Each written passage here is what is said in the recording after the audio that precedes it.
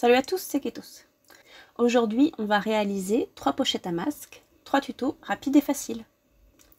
On se retrouve souvent à ne pas savoir qu'en faire de ces masques, une fois ceux-ci enlevés.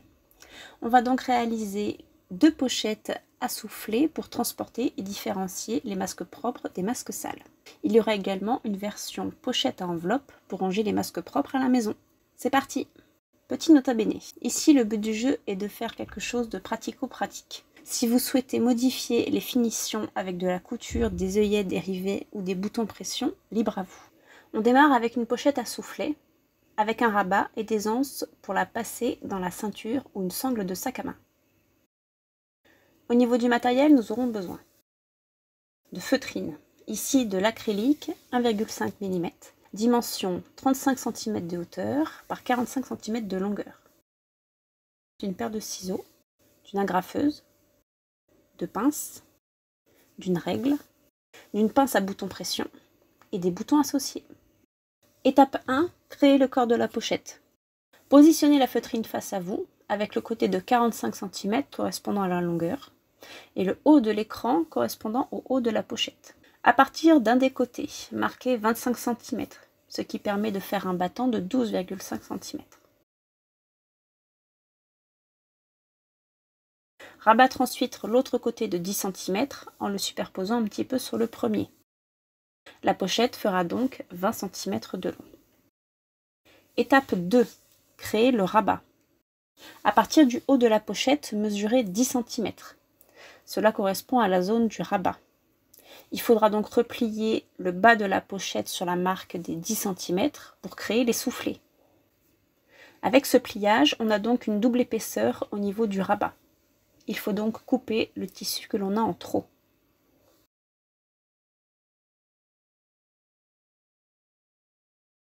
Gardez cependant les chutes, cela nous servira à réaliser les anses.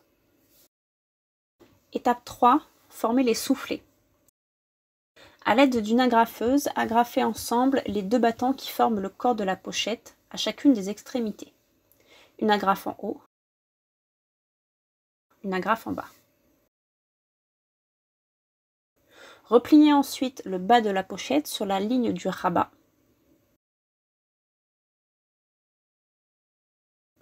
On a ainsi 2 soufflets.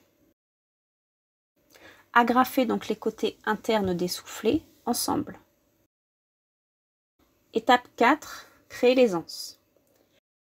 Avec les chutes de tissu du rabat, nous allons créer 2 bandes de 3,5 cm par 7 cm environ. Il suffit alors de les agrafer au dos de la pochette pour créer 2 anses.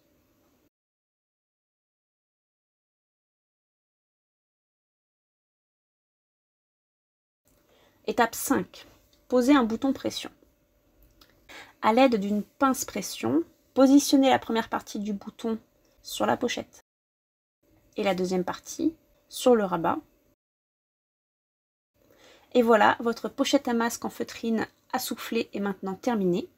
Celle-ci mesure 20 cm par 12,5 mais vous pouvez adapter cette base à la taille de votre tissu. Voici une pochette un peu plus petite. On passe ensuite à la pochette à souffler avec un sac réutilisable. Si vous n'avez pas de feutrine, peut-être avez-vous des sacs réutilisables en sorte de polyester, tels que ceux vendus à 5 centimes à la Fnac ou à Camaïeu. On va donc utiliser la même base que la pochette précédente pour faire une pochette à souffler, mais on utilisera ici l'anse qui est déjà présente. Au niveau du matériel, nous aurons besoin d'un sac réutilisable en polyester. Ici, le grand modèle de Camaïeu mesure 38 cm par 43 cm. D'une paire de ciseaux, d'une agrafeuse, de pinces, d'une pince pression et des boutons associés. Première étape, couper le sac en 2. C'est l'étape que j'ai oublié de filmer. Étape 2, créer le corps de la pochette. Mettre le sac à plat devant vous. L'anse qui est ici à gauche représente le haut de la pochette. C'est cette même anse qui va déterminer la zone de pliure pour les bords de la pochette. Créez le premier battant, puis l'autre. Il y a un peu de superposition entre les deux. Maintenir le tout en place avec des pinces. Étape 3. Créer le rabat.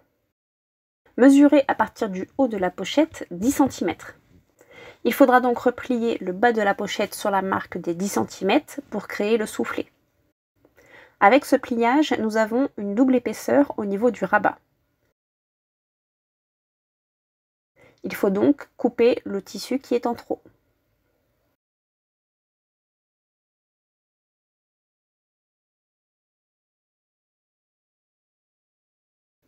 Étape 4. Former les soufflets.